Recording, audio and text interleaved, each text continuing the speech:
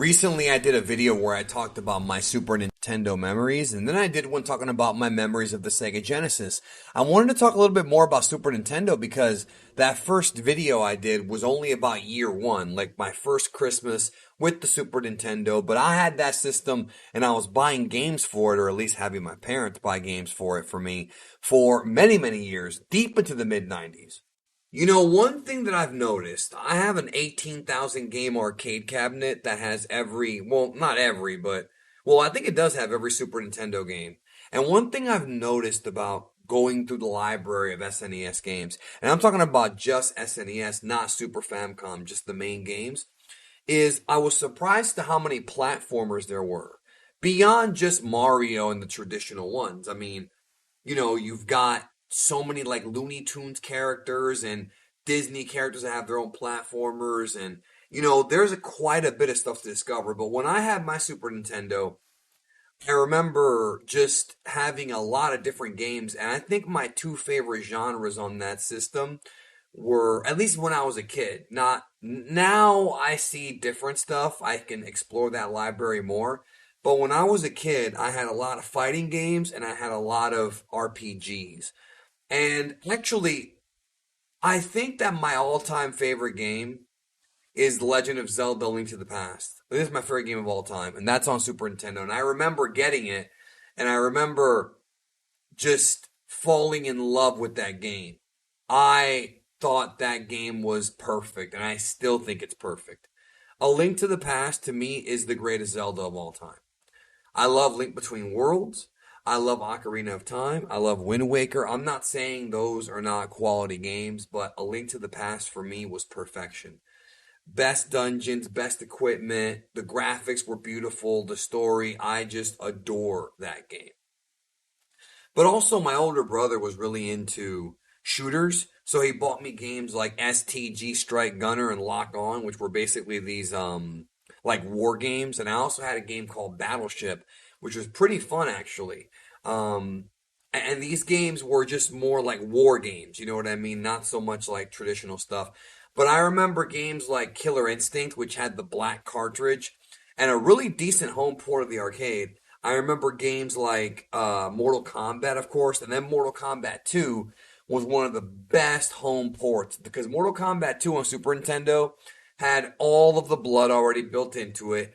It had all the same secrets, if not more. Like, I really loved that game. And I actually love Mortal Kombat 3 on Super Nintendo even more because it had so many secrets. Like, it had the little secret menu where you can set up one button fatalities. That was my favorite thing because remembering all the fatality moves is annoying because there's so many different characters, so many different fatalities. That game had two fatalities, babalities, animalities, brutalities. Actually, I think that was ultimate, but I think that was ultimate. But in that game, it's one button, and that was cool. And then also, like I mentioned, Street Fighter 2, Street Fighter 2 Turbo, and Super Street Fighter 2. And I bought all of them because I just loved all of them. I had Mega Man X3. I had borrowed X1 and 2 from my friend. And there was also other classic games from that era, like, for example, Zombies Ate My Neighbors. I love Zombies Ate My Neighbors, man. There's a sequel, too, but I never played the sequel. I don't think I did. Now, when it comes to RPGs, you could make an argument that the Super Nintendo had the best library of not just video games, RPGs specifically, JRPGs of all time. Final Fantasy IV, which was released over here as Final Fantasy II because the original 2 and 3 on NES never got released from Japan. That game changed my entire life. That was my first Final Fantasy. I rented it from Blockbuster days before I had to start school, before the first day of school. And I forget what year. And I remember literally like not being able to sleep because that game gave me insomnia. I was obsessed with that game. I loved Final Fantasy 2, Final Fantasy 4, loved it. And then Final Fantasy 6, Final Fantasy 3. I remember having the video game magazines, which I still actually own from that era. And I remember that game got like a perfect score. And I'm like, wow, so it's better than Final Fantasy 2? Just blew my mind, man. Totally blew my mind. And then when you play that game, I mean, to me, 4 is still like my favorite. But Final Fantasy 3, 4, 6, whatever, for a long time was my favorite. It really was.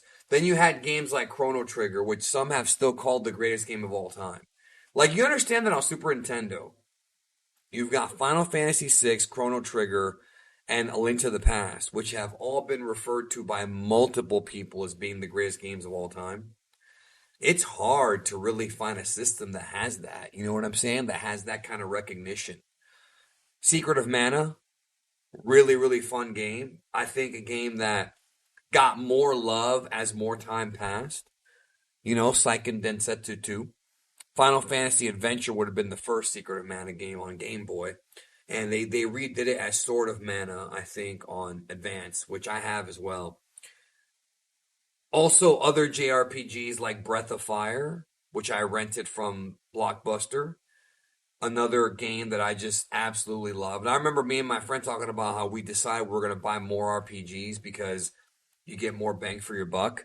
Those games back then were anywhere between 30 to 50 hours, sometimes more. So you would get like tons and tons of more games that came with it. I never had Super Metroid. I didn't play that game until the emulation era, but that's one right there. But I did have Star Fox, and I loved Star Fox. Star Fox with the Super FX chip was just awesome. Now, let's not forget about another game that some consider the greatest racing game of all time, and that's Mario Kart. Super Mario Kart was awesome, bro. And I remember when Nintendo released the Super Scope 6 and the Super Scope, right? And then that came with Super Scope 6. I bought a Super Scope and I gave it away. And I shouldn't have done that.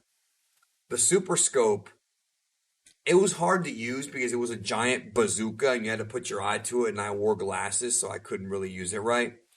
And not to mention, this thing would drain your batteries.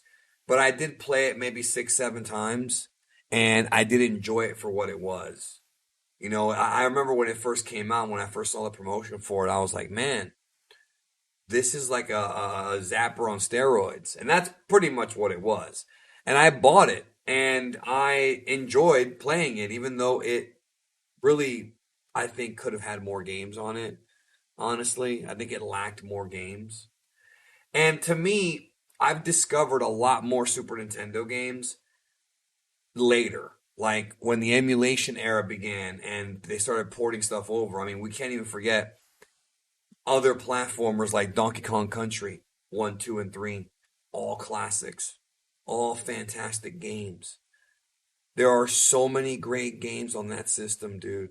And I think looking back on it, it is the system I played the most. PS1 may have been number 2.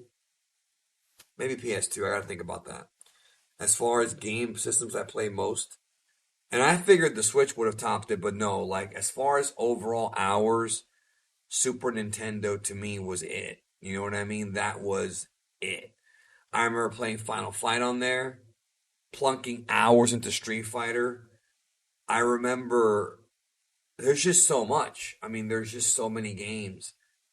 And I'm not even scraping the surface about all the Super Famicom games that we didn't get. Because that's also a whole other thing right there, which I wound up playing later on, of course. Or even some of the RPGs that I didn't get right away. A lot of these games I had to borrow. Earthbound, another game that some consider the greatest game of all time. Think about that. How many games are considered the greatest of all time and they're all on Super Nintendo? What does that tell you? What does that tell you? Don't even forget about Super Mario All-Stars. Think about that. Mario 1, Mario 2, Mario 2 USA, or Lost Levels for the other one, however you want to call it, and Mario 3. And then they had one with Mario World built into it. I mean, just those games alone. Like, that's enough right there, bro. That's enough right there to have your own collection. I remember playing Mario Lost Levels with save states, and I had to play it with save states years later. Because that game is so fucking hard. That game is so freaking hard, bro. Mario Lost Levels. At first, it's not. But once you hit the later worlds, bro, where you have to go in the castle and you have to go in the right pathway, or once you get to like the really hard levels with the giant jumps where the wind blows, dude, it's BS. That game is complete BS, man. Complete BS. I might do a video about Nintendo memories later on, because there's a few there. Also, I almost didn't mention. There's so many games. I forgot to mention Contra 3: The Alien Wars. I didn't have that game, but I borrowed it. Another great game. God, there's so many, and again, I haven't even scraped the surface. I haven't even Robo Trek. That's another one. I mean, there's just so much content on that system. I remember putting hours into SimCity, and I finally beat SimCity when I took my Super Nintendo to Miami because my parents let me take it to my aunt's house, so I put it in my bag. I packed it, and I took a few games, and SimCity was one of them. And I remember playing that game in the bedroom in my aunt's house. I remember that. I actually remember that. I forgot how old I was. I might have been like 12. It was actually, I think it was the weekend of the Mike Tyson Holyfield fight where he bit his ear. I think I was 12 or 13. I don't remember. It's been so long. But I think that it might have been two different trips and I'm combining them together. But I'm telling you, man, I will always love this game system. I still have my original. I still have a lot of my original games. And if I see anything out in the wild, I might pick it up because Super Nintendo is probably the greatest console of all time. I mean, it's hard to argue. What do you think? Let me know in the comments. Talk to you soon.